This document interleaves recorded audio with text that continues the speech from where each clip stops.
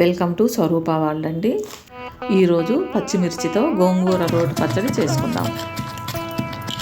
ముందు గోంగూర శుభ్రంగా కడిగి రెడీ చేసి పెట్టుకోవాలి. అలాగే మన కారానికి తగినట్లుగా పచ్చిమిరపకాయలు కూడా రెడీగా పెట్టుకుందాం. బాండీలో నూనె వేడయ్యాక కొద్దిగా పల్లీలు, మినపప్పు, శనగపప్పు, మెంతులు, కొద్దిగా ఆవాలు, జీలకర్ర, పచ్చిమిర్చి వేసి వేపాలి.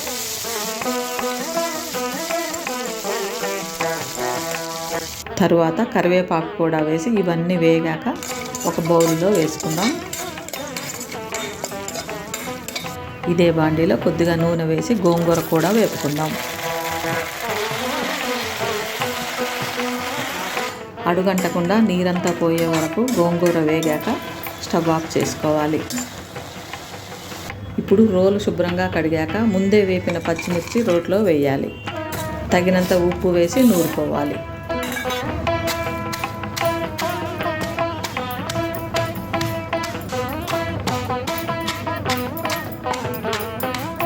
కంట్లో పచ్చడి పడకుండా నెమ్మదిగా నూరాలి.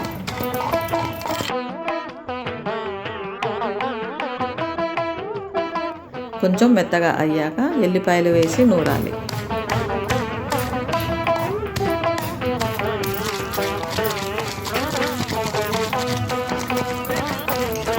ఇప్పుడు వేపిన గోంగూర వేసుకుందాం.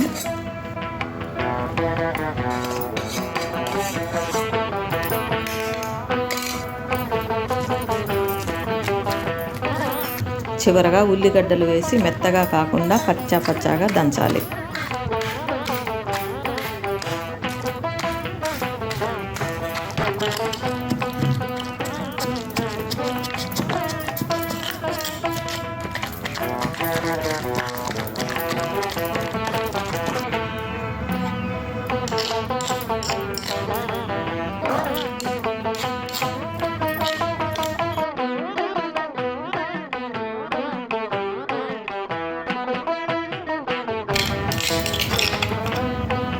తాలింపు లేకుండానే చాలా రుచిగా పచ్చిమిర్చి గోంగూర రోటి పచ్చడి రెడీ అయిందండి.